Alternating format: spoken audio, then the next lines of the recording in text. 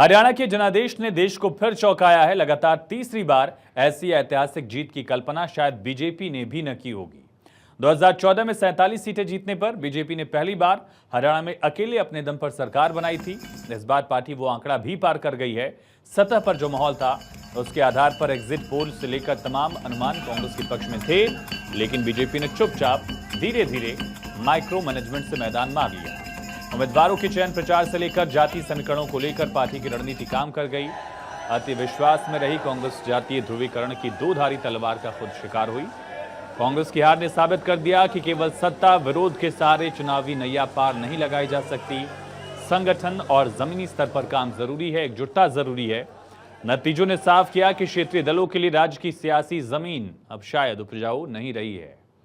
कांग्रेस अपने अंदर के भीतर घात और बागियों में उलझी रही तो बीजेपी के नेता ग्राउंड पर काम करते रहे। कांग्रेस के नेता ओवर कॉन्फिडेंस में थे तो बीजेपी ने माहौल को भापा, जमीनी स्तर पर काम किया।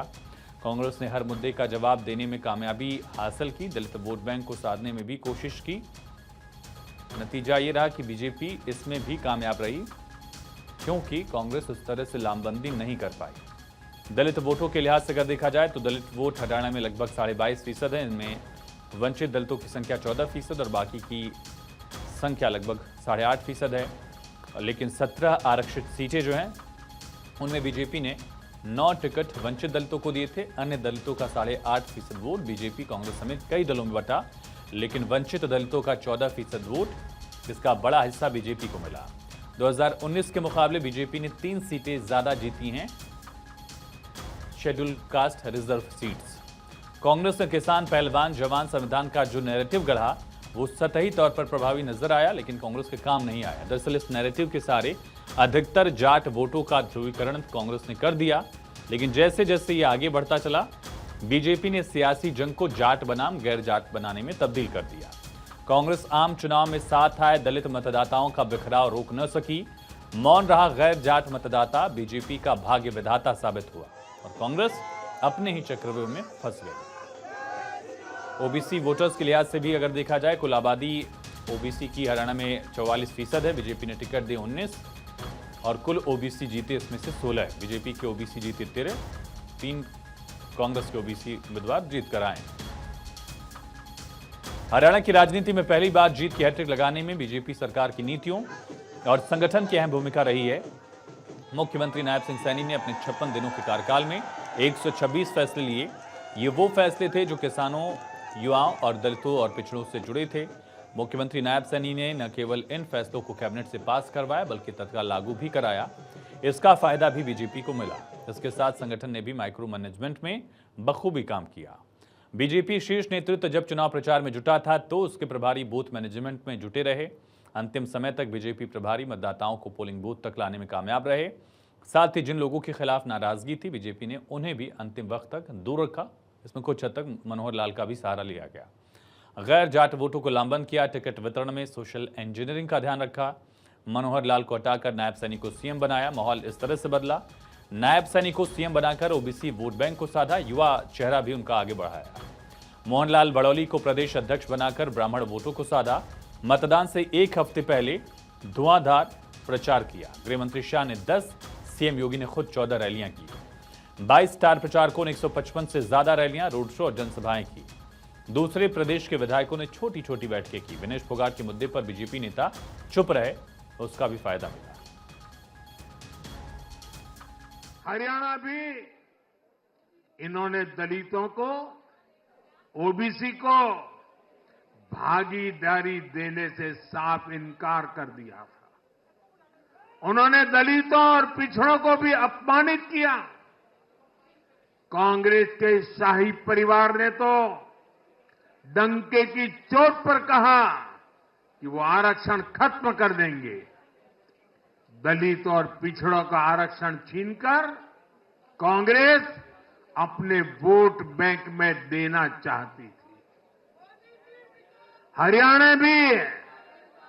हरियाणा भी वो यही करने जा रही थी। जो ईवीएम के ऊपर सवाल उठाने वाले लोग हैं, मैंने 4 रोज पहले कहा था, जो यहाँ पर सर्वे की रिपोर्ट आ रही थी, उस सर्वे की रिपोर्ट के अंदर एक तरफा कांग्रेस के पक्ष में माहौल था। कांग्रेस इस प्रकार का वातावरण बना रही थी, झूठ का बवंडर खड़ा कर रही थी कि हम सत्ता के अंदर आ गए हैं। मैंने ये बात कही है कि हमने इतना काम किया है पिछले 10 वर्षों में आदरणीय मोदी जी के नेतृत्व में, और मुझे पूर्ण विश्वास है कि हरियाणा के अंदर तीसरी बार बहुत बड़े मैंडेट के साथ एक तरफा जीत भारतीय जनता पार्टी की होगी, और वो साबित। तो भूपेंद्र सिंह हुड्डा को आगे कर कांग्रेस सिर्फ जाट और दलितों की राजनीति करती रही, लेकिन दलितों के मुद्दे पर भी कांग्रेस को वो कामयाबी हासिल नहीं हुई। उसका एक बड़ा कारण था कुमारी सैलजा का एक तरह से किनारे दिखना, प्रचार से दूर रखना काफी हद तक, और उनके हिसाब से टिकटों का न बंटना, जिसे बीजेपी ने मुद्दा बनाया, बीजेपी ने भुनाया भी, और कुमारी सैलजा भी उस पर उतनी मुखर नहीं थी जितनी मुखर होने की उम्मीद उनसे की जा रही थी। कांग्रेस ने जिन मुद्दों पर बीजेपी को घेरा, बीजेपी ने उन्हीं मुद्दों को हथियार बनाया। बीजेपी के नेता और रणनीतिकारों ने एक बार फिर साबित किया कि उन्हें आपदा को अवसर में बदलना आता है।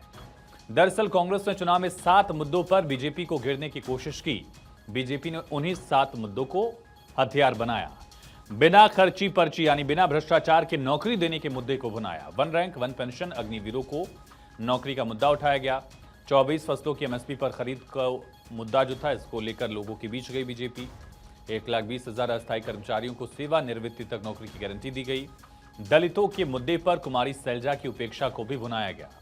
हरियाणा में बीजेपी को जो ऐतिहासिक जीत मिली है, उसका फायदा पार्टी को बाकी राज्यों के चुनाव में भी मिलेगा, ऐसा माना जा रहा है। इसी साल 2 राज्यों में चुनाव हैं, जहां बीजेपी अपने सहयोगियों के साथ सीट शेयरिंग में दबदबा दिखाएगी, मजबूत दावेदारी रखेगी।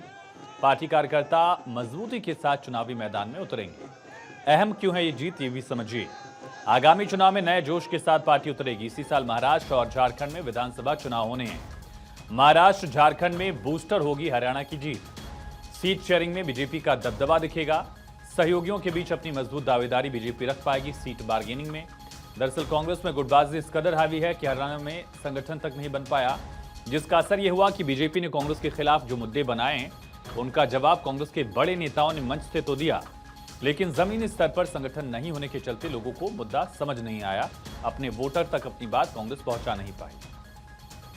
9.5 साल से संगठन विहीन कांग्रेस महज इसी भरोसे रही कि उसे सत्ता विरोधी हवा का फायदा होगा, लेकिन नतीजे इसके उलट आए। भीतरघात का भी नुकसान हुआ। बागी उम्मीदवार भी कांग्रेस को नुकसान कर गए।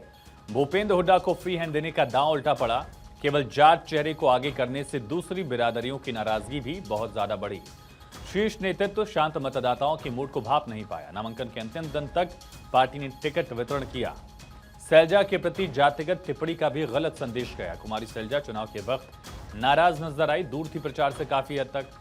रणदीप सुरजेवाला ने भी कैथल और उचाना से बाहर प्रचार नहीं किया, जो उनके प्रभाव वाले क्षेत्र थे। लोकतंत्र है ये, और तंत्र एक अलग चीज होती है। तंत्र का कितना रोल है इसकी जांच करेंगे हम, क्योंकि बहुत सारी सीटें थोड़ी थोड़ी वोटर से आ रहे हैं, थोड़ी थोड़ी वोटर से आ रहे हैं, और कई जगह से शिकायतें भी मिली हैं। कहीं बैटरी की शिकायत मिली है, कोई मिली है, और जिस प्रकार से लोडिंग हुई है, मतलब डिले वो हुई है, उसके हिसाब से भी है। लेकिन नहीं आओ, वो हमारे जो है AICC वाले इलेक्शन कमीशन मिलेंगे, सारी बात कहेंगे, लेकिन इसमें कोई दो राय नहीं। आश्चर्यचकित हुई। तो हरियाणा में बीजेपी की आंधी ऐसी चली कि राज्य की राजनीति में अपनी मजबूत जड़ें जमाने वाले चौटाला परिवार की सियासत भी धराशायी हो गई। सियासी विरासत पर यक्ष प्रश्न उठ गया। क्यों? क्योंकि दुष्यंत चौटाला ने इनेलो से अलग होकर जेजेपी बनाई। 2019 के चुनाव में किंग मेकर बनते हुए सत्ता की चाबी अपने पास रखी थी। 10 विधानसभा सीटें जीतकर उप मुख्यमंत्री बने। लेकिन आज 5 साल बाद खुद दुष्यंत चौटाला अपनी सीट नहीं बचा पाए। ये तो चौंकाने वाला था, लेकिन अपनी सीट पर जमानत भी नहीं बचा पाए। 5वें नंबर पर खिसक गए। अपनी सीट पर उप मुख्यमंत्री रहे दुष्यंत। पार्टी के तमाम दिग्गज चुनाव हारे। जेजेपी को 1% वोट तक नहीं मिला। राजनीतिक जानकार मानते हैं कि हरियाणा की राजनीति में 3 लालों के इर्द गिर्द सियासत घूमती रही है, लेकिन इस बार के चुनाव में 2 लाल, चौधरी देवीलाल और भजन लाल की विरासत संभाल रहे नेता जो हैं वो धराशायी हो गए। बहुजन समाज पार्टी के साथ चुनाव लड़ने वाली इनेलो भी इस चुनाव में खास कमाल नहीं कर पाई। ओपी चौटाला के बेटे अभय चौटाला चुनाव हार गए। इलाहाबाद परंपरागत सीट रही है सिरसा की, जिससे चौटाला फैमिली के कई बड़े नेता विधायक रहे हैं, लेकिन इलाहाबाद से भी अभय चौटाला इस बार चुनाव जीत नहीं पाए। जबकि ऐसी सीट थे जिस पर अभय चौटाला लगातार विधायक थे। 2019 में जब इनेलो ने एक सीट पर जीत हासिल की थी, उस वक्त भी एलनाबाद से अभय जीते थे। बीच में किसानों के मुद्दे पर भी अभय चौटाला ने इस्तीफा दे दिया था, तब भी दोबारा उपचुनाव में भी उन्होंने जीत दर्ज की, लेकिन इस चुनाव में एलनाबाद की सीट अभय बचा नहीं पाए। एक दौर ऐसा था जब हरियाणा में इनेलो सबसे बड़ी पार्टी भी थी, सरकार में 2 बार लगातार रही, लेकिन वक्त बदला है और लोग चौटाला परिवार को अब नकार रहे हैं। नतीजा यह है कि चौटाला परिवार के सभी दिग्गज एक तरह से चुनाव हार गए। हालांकि आदित्य चौटाला ने जीत दर्ज की है, डबवाली सीट और बगल की एक सीट जो है, 2 सीटें इनेलो ने जीती हैं, लेकिन इनेलो से अलग होकर जेजेपी का उदय होना परिवार की सियासी विरासत को खत्म करते चला गया। एक ही परिवार, एक ही तरह का वोट बैंक, 2 पार्टियां इसमें जब बनी, 2 दल जब बने तो बिखरा हुआ। ओपी चौटाला बुजुर्ग हैं, ज्यादा प्रचार नहीं कर रहे, रैलियों में शामिल नहीं हुए, इसका नुकसान भी हुआ। इसके अलावा मजबूत प्रत्याशियों का भी चयन न हो पाना एक दोनों दलों के लिए चुनौती रही। बीएसपी का साथ पाकर भी इनेलो दलित मतदाताओं को साध नहीं पाई और वही जेजेपी के साथ दिक्कत थी कि आजाद समाज पार्टी का साथ लेकर जेजेपी भी दरअसल आगे नहीं बढ़ पाई। प्रदेश में जाट समाज की जो मानसिकता है वो काफी हद तक बीएसपी की वजह से बदली है, लेकिन अभी हरियाणा में नहीं बदली है। तो हमें यूपी की तरह अभी इनकी मानसिकता को हरियाणा में बदलना होगा, जो अभी पूरे तौर से नहीं बदली है। तो लेकिन इसके बावजूद भी हमारे लोग मैदान में डटे रहे और उन्होंने प्रयास किया कि अपनी पार्टी के कैंडिडेट जीतें, अच्छा वोट पड़े। इसके लिए मैं जम्मू कश्मीर व हरियाणा प्रदेश में जो पार्टी के लोग हैं उनकी मैं बहुत बहुत आभारी हूँ। इसलिए अभी से ही हमें या अपनी रणनीति में भी अब हमें थोड़ा बदलाव करना होगा। तो बीएसपी ने भी रणनीति में बदलाव का जिक्र यहां किया है। चौधरी देवीलाल देश के पूर्व उप प्रधानमंत्री और ये कहा जाए कि हरियाणा की राजनीति के सबसे बड़े जाट लीडर्स में से एक रहे ताऊ देवीलाल। जननायक कहा गया उन्हें हरियाणा की सियासत में, लेकिन उनकी विरासत भी एक तरह से दांव पर थी, सियासी विरासत, और 2 सीटों तक इनेलो सिमट गई। जेजेपी को 1% वोट भी नहीं मिला। पूर्व मुख्यमंत्री, पूर्व प्रधानमंत्री चौधरी देवीलाल का परिवार प्रदेश का सबसे बड़ा सियासी परिवार है। इस चुनाव में देवीलाल के कुनबे के कई लोग मैदान में थे, लेकिन केवल 2 ही चुनाव जीत पाए। इस तरह हरियाणा के चाणक्य कहे जाने वाले पूर्व मुख्यमंत्री भजन लाल के परिवार के 2 सदस्य इस बार मैदान में थे। इनमें से एक को जीत मिली, लेकिन एक को हार का सामना करना पड़ा। भव्य विष्णु दरअसल चुनाव हार गए, लेकिन उनके परिवार के ही चाचा लगने वाले चुनाव पंचकुला से जीते। यानी हरियाणा के चुनाव हर सियासी दल के लिए एक नया संदेश लेकर जरूर आया है। तो अलग अलग दलों की सियासी विरासत चैलेंज की गई थी। 3 लालों की सियासी विरासत, बंसीलाल के परिवार से अनिरुद्ध चौधरी और श्रुति चौधरी चुनावी मैदान में थे। श्रुति चौधरी ने उस विरासत को बचाया, चुनाव में जीत दर्ज की। इसी तरह से भजनलाल के परिवार से, खुद पंचकुला से उनके भजनलाल के बेटे प्रत्याशी थे, उन्होंने चुनाव में जीत दर्ज किया। लेकिन आदमपुर सीट जो परंपरागत सीट रही है भजनलाल फैमिली की, वो सीट भव्य विष्णोई बचा नहीं पाए। PHH editor doctor Thaneshwar Sharma हमारे साथ कनेक्ट हैं। थानेश्वर, ये चुनाव अपने आप में कई संदेश भी दे गया, क्या संदेश हरियाणा की जनता के लिए और ये पॉलिटिकल फैमिलीज जो थी उनके लिए क्या संदेश रहा? देखिए, ये जो इलेक्शन हुआ इस बार 2024 का जो विधानसभा चुनाव हुआ है, अपने आप में हरियाणा में एक नए इतिहास का पन्ना खोल के चला गया है। क्योंकि पहली बार ऐसा हुआ है जिसमें जात पात नहीं चला, किसी तरह के कोई प्रलोभन नहीं चले, केवल वही काम चला जो काम किया गया है। ग्राउंड लेवल पर ग्राउंड पर जाकर जो मैं इतने विधानसभा क्षेत्रों में जाके आया हूँ, डोर टू डोर जाकर जब हमने प्रोग्राम किए थे, तो उसमें एक ही बात निकल कर आ रही थी कि बिना खर्ची पर्ची के जो नौकरी मिली है, ये काम बीजेपी ने जैसे ही किया तो इसका सीधा सीधा असर जनता पर पड़ा। दूसरा कहा गया था, दूसरा मुद्दा यह था कि पहले सिलेंडर 4-4 दिन 10-10 दिन भी लाइनों में लग के मिलता था, लेकिन अब सिलेंडर रात को बुक कराओ, सुबह घर आ जाता है। तीसरा था कि जो ऑटोमेटिक सिस्टम इन्होंने लागू किया, जो पोर्टल सिस्टम, हालांकि विपक्ष पोर्टल के बारे में बहुत कहता था कि पोर्टल की सरकार होगी है, लेकिन ग्राउंड पे जाकर देखा तो ग्राउंड वाले कहते थे कि पहले भ्रष्टाचार था, भ्रष्टाचार के चलते किसी को लाइसेंस बनवाना है तो इतने पैसे लगेंगे, इतने दिन फाइल रोके रखते थे। लेकिन अब जैसे ही ऑनलाइन सिस्टम किया गया, ऑनलाइन सिस्टम की बदौलत ये सारी समस्याएं खत्म हो गई है, अकाउंटेबिलिटी हो गई है। पहले अकाउंटेबिलिटी नहीं थी, पहले अगर किसी की ड्राइविंग लाइसेंस की फाइल है तो 6 महीने पड़ी रही तो कोई कोई पूछने वाला नहीं था। लेकिन अब ऑनलाइन जब फाइल जमा करवाई गई है तो पता लगता है कि इतने दिन तक क्यों नहीं बना, क्यों, आखिर क्या रीजन है कि इतने दिन तक लाइसेंस नहीं बन रहा। इस तरह की और कई चीजें थी, मुद्दे थे जो बने। और सबसे बड़ी बात है कि इस बार कास्टिज्म का फैक्टर बिल्कुल नहीं चला। इस बार जो पुरानी राजनीतिक फैमिलियां थी, जैसे अभी आप जिक्र कर रहे थे भजनलाल परिवार का जिक्र कर रहे थे, भजनलाल परिवार की आदमपुर सीट को उनका पैतृक माना जा रहा था कि ये तो इनका गढ़ है, लेकिन उस गढ़ में भी सेंध लग गई इस बार। अब देखिए, भूपेंद्र सिंह हुड्डा का गढ़ कहा जाता था सोनीपत झज्जर और रोहतक। हालांकि इस गढ़ को कोई कहता था कि अगर राजनीतिक में परिंदा भी पर मारेगा तो भूपेंद्र सिंह हुड्डा से पूछकर पर मारता है, लेकिन इस गढ़ में भी इस बार सेंध लग गई। आप देख सकते हैं कि सोनीपत सीट की जो जिले की सीटें वो अधिकतर बीजेपी के खाते में चली गई हैं। तो इस बार का जो चुनाव था वो साफ साफ हो गया कि जो अपनी बपोती समझते थे राजनीतिक परिवार, और जो ये समझते थे कि कास्टिज्म के हिसाब से वोट बैंक हो जाएगा, वो नहीं हुआ है। अगर काम करोगे तो वोट मिलेगा, जनता सर माथे बिठाएगी, अगर काम नहीं करोगे तो दूध से मक्खी की तरह निकाल कर फेंक देगी। और दूसरी बात यह है कि जिस तरीके से हिमाचल में जो एक निकल कर आ रहा था कि पिछले दिनों आया कि सरकार के पास पैसा नहीं है कर्मचारियों को देने के लिए, सैलरी देने के लिए, सैलरी काफी लेट हो रही है, या सनोली मस्जिद विवाद हो गया, क्योंकि हिमाचल हरियाणा से सटा हुआ है, पंचकुला और इधर रानिया अगर कालका से देखो तो बिल्कुल सटा हुआ है। तो उसका असर भी हरियाणा की राजनीति पर पड़ता है, उसका असर भी बहुत पड़ा। एम्प्लॉइज ने यह सोचा कि अगर हिमाचल में कांग्रेस की सरकार है जो इतने बड़े बड़े वादे करके आई थी, वहां एम्प्लॉइज की ये हालत हो रही है, हरियाणा में आ गई तो क्या हालत हो जाएगी। तो इससे साफ जाहिर हो गया कि इस बार का जो इलेक्शन था वो अपने आप में एक अलग तरह का इलेक्शन था। पहले इलेक्शनों की तरह नहीं था जिसमें कास्टिज्म चलता था, राजनीतिक परिवार चलते थे, स्टार प्रचारक आते थे। राहुल गांधी ने जितनी जगह रैलियां की, 20 विधानसभाओं को उन्होंने साधने का प्रयास किया, लेकिन 14 में हार गया। आप देखिए जिस तरीके से राहुल गांधी ने गोहाना में बैठकर जलेबी खाई और फिर कहा कि जलेबी की बड़ी बड़ी फैक्ट्रियां लगा देंगे, पूरे वर्ल्ड में गोहाना की जलेबी को फेमस किया जाएगा, लाखों युवाओं को रोजगार मिलेगा, लेकिन उसका कतई असर नहीं हुआ। जिस तरीके से राहुल गांधी ने रैलियां की, उससे साफ जाहिर हो गया कि राहुल गांधी ने जो आप कीजिएगा रोड शो किए, रोड शो का जनता में कुछ भी असर नहीं हुआ। तो इससे साफ जाहिर है। जबकि दूसरी तरफ यूपी के मुख्यमंत्री योगी आदित्यनाथ ने जहां जहां रैलियां की, उनके साथ साथ उस विधानसभा के साथ साथ आसपास की विधानसभाएं भी बीजेपी की झोली में आ गई। इससे साफ है कि जो व्यक्ति काम करता है, जनता उसकी इज्जत करती है, जनता सर माथे बैठाती है, उस पर विश्वास करती है। जो केवल वायदे करता है, वादे भी हवा हवाई वाले, जनता उस पर विश्वास नहीं करती। इस बार जब शुरू में इलेक्शन शुरू हुआ था तो कह रहे थे कि बीजेपी 15 से 20 सीटों पर सिमट कर रह जाएगी, लेकिन धीरे धीरे जैसे बीजेपी का चुनाव उठा और राहुल गांधी और स्टार प्रचारक दोनों पार्टियों के आने लगे, उसके बाद जिस तरीके से मैंडेट बीजेपी को मिला है, ये अपने आप में एक सबको चौंकाने वाला है। आप एग्जिट पोल भी देख लीजिए, एग्जिट पोल सारे धरे के धरे रह गई, लेकिन जो बीजेपी मैंडेट लेके आई है उसे साफ ग्राउंड पर निकल कर आया।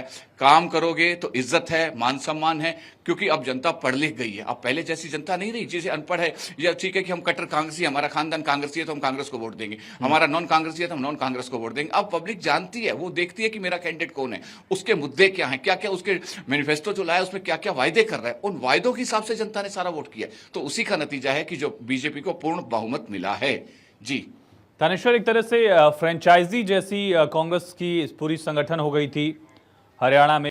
डॉक्टर थानेश्वर लगातार हमारे साथ बने हुए। थानेश्वर, क्या ये हुड्डा तक सीमित रहना कांग्रेस के लिए एक बहुत बड़ा झटका हुआ, संगठन के लिहाज से, प्रचार के लिहाज से, एंटी जाट सेंटिमेंट के लिहाज से?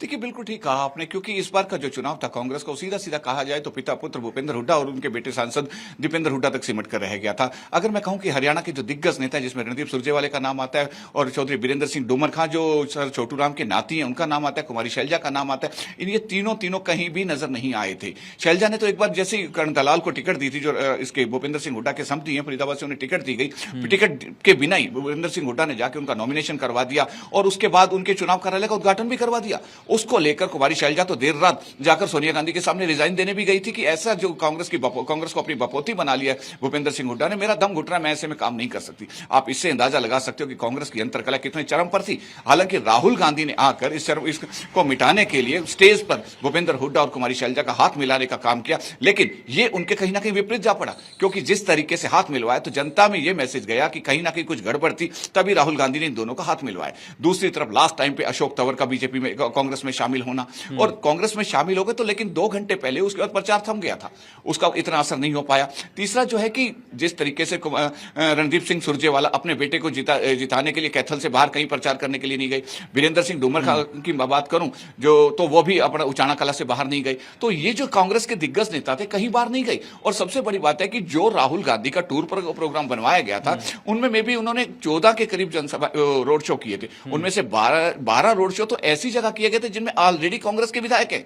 जब ऑलरेडी हमारे विधायक हैं, 3 रोड शो तो भूपेंद्र हुड्डा के गढ़ कहे जाने वाले अपना झज्जर, बहादुरगढ़, झज्जर और सोनीपत में किए गए थे, जिसमें से गोहाना हो गया, सोनीपत हो गया, बहादुरगढ़ हो गया। इस एरिया को भूपेंद्र सिंह हुड्डा का गढ़ कहा जाता है। इन एरिया में कहीं ना कहीं कांग्रेस के ही एमएलए थे, फिर भी इनमें किया गया, तो वहां भी कोई असर नहीं हुआ, वहां से कांग्रेस के उम्मीदवार हार गए। आप देखें जी, तमाम जानकारी के लिए बहुत शुक्रिया आपका, जो समीकरण समझाया आपने।